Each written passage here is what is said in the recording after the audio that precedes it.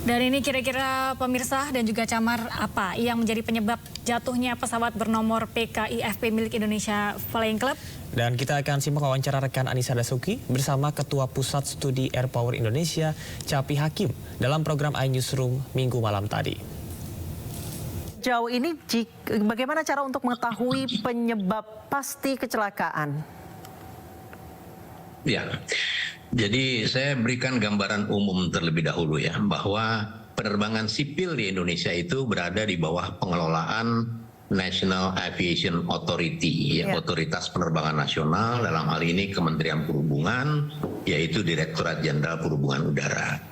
Kalau terjadi kecelakaan, maka yang berwenang, yang mempunyai otorisasi untuk menyelidiki itu adalah KNKT, Komite Nasional Keselamatan Transportasi. Sehingga kalau kita ingin mengetahui apa penyebab pasti dari kecelakaan penerbangan sipil di Indonesia, maka sumber yang layak dipercaya adalah KNKT. Dan KNKT tidak bisa memberikan dalam 1-2 hari menyimpulkan penyebab kecelakaan yang pasti, tidak mungkin.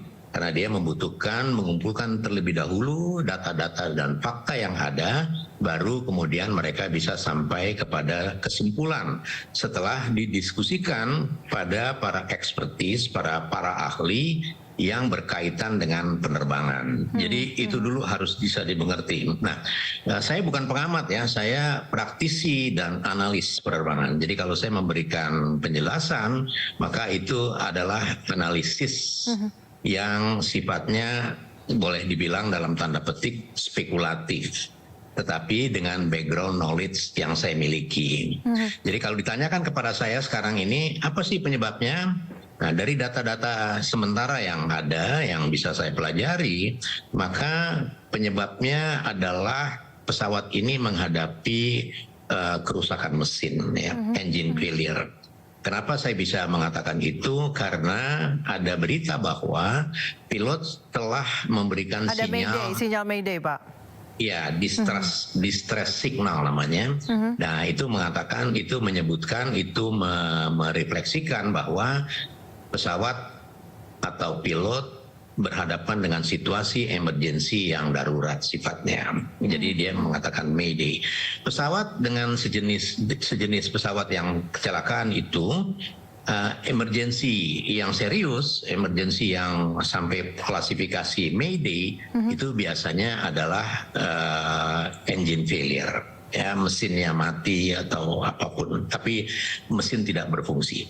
Nah, bagi pesawat, walaupun mesin tidak berfungsi, dia bisa melakukan pendaratan darurat.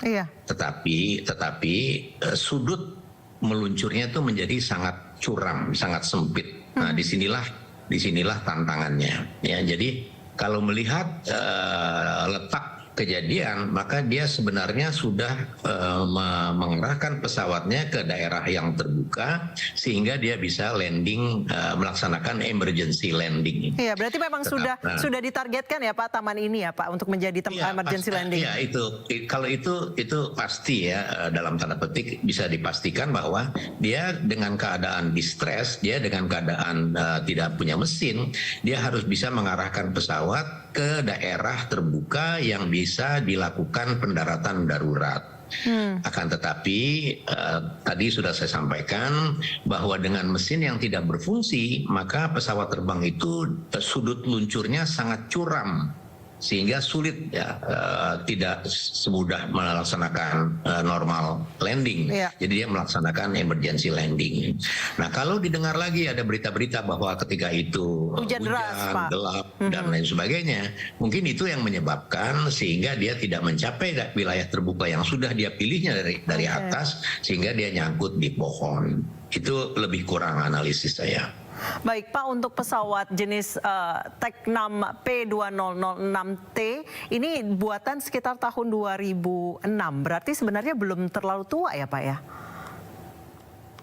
Ya, kalau kita berbicara tentang kecelakaan pesawat terbang, maka kecelakaan pesawat terbang itu dipastikan tidak ada hubungannya dengan tua usia atau tidak tua, ya. Dia hanya berhubungan dengan dia layak terbang atau tidak layak terbang. Kalau sebuah pesawat sudah terbang, berarti dia sudah memenuhi semua persyaratan pesawat yang bisa terbang.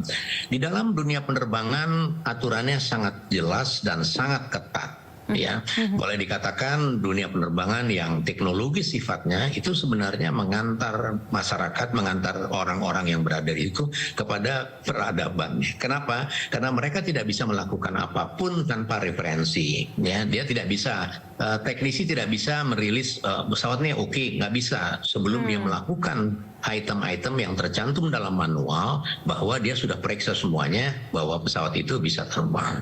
Jadi usia, ya mungkin ada faktor usia, tapi dia tidak menjadi faktor yang dominan. Pak Capi, untuk pesawat latih seperti ini, apakah pemeriksaan itu setiap terbang atau ada berkala seperti kendaraan umum seperti bus atau angkutan berat, Pak?